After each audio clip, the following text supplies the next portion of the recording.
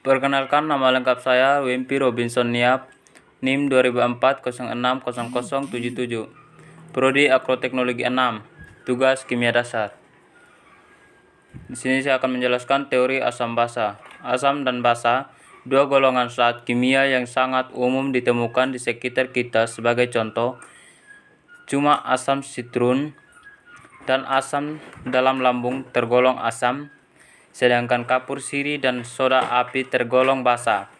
Asam dan basa dibedakan berdasarkan rasanya, di mana asam terasa masam, sedangkan basa terasa pahit dan licin seperti sabun. Namun secara umum zat-zat asam maupun basa bersifat korosif dan beracun, khususnya dalam bentuk larutan dengan kadar tinggi, sehingga sangat berbahaya jika diuji sifatnya dengan metode merasakannya.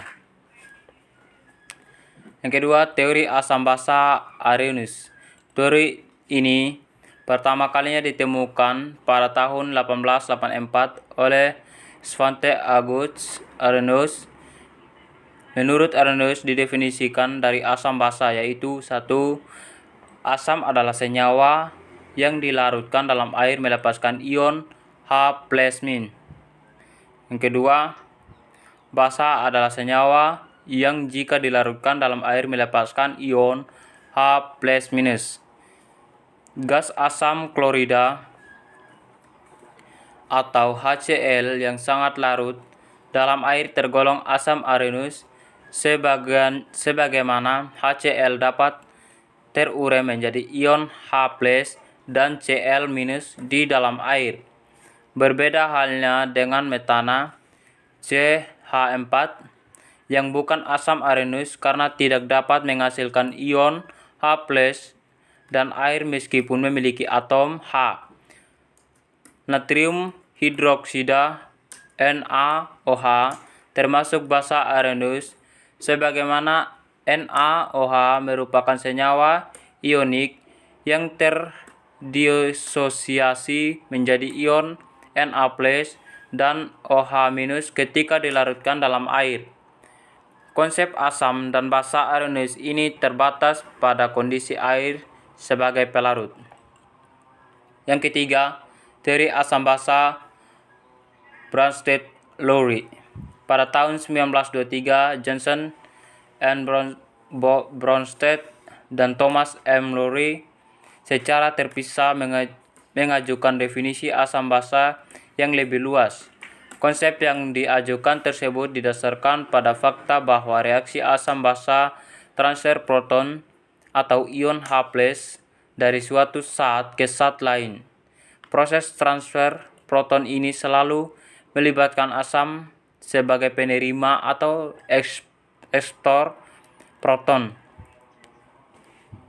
Jadi menurut definisi asam basa Bronsted-Lowry, yang pertama, asam adalah donor proton, yang kedua, basa adalah ekspor proton. Jika ditinjau dengan teori Bronsted-Lowry, pada reaksi ionisasi HCl ketika dilarutkan dalam air, HCl berperan sebagai asam dan H2O sebagai basa. Yang keempat, teori asam basa Lewis. Pada tahun 1923, G.N. Lewis mengemukakan teori asam basa yang lebih luas dibandingkan kedua teori sebelumnya, dengan menyenangkan pada pasangan elektron yang berkaitan dengan struktur dan ikatan. Menurut definisi asam basa Lewis adalah: yang pertama, asam adalah ekspor pasangan elektron, yang kedua, basa adalah donor pasangan elektron. Berdasarkan definisi Lewis, asam yang berperan sebagai spesies penerima pasangan elektron tidak hanya H+, senyawa yang memiliki orbital kosong pada kulit valensi seperti Bf3 juga dapat berperan sebagai asam. Sebagai contoh, reaksi antara Bf3 dan NH3 sebagai basa Lewis, NH3 memberikan pasangan elektron kepada Bf3 sehingga membentuk ikatan kovalen koordinasi antara keduanya. Sekian dan terima kasih. Jika ada kesalahan dalam penyampaian hasil kerja saya mohon maaf. Terima kasih.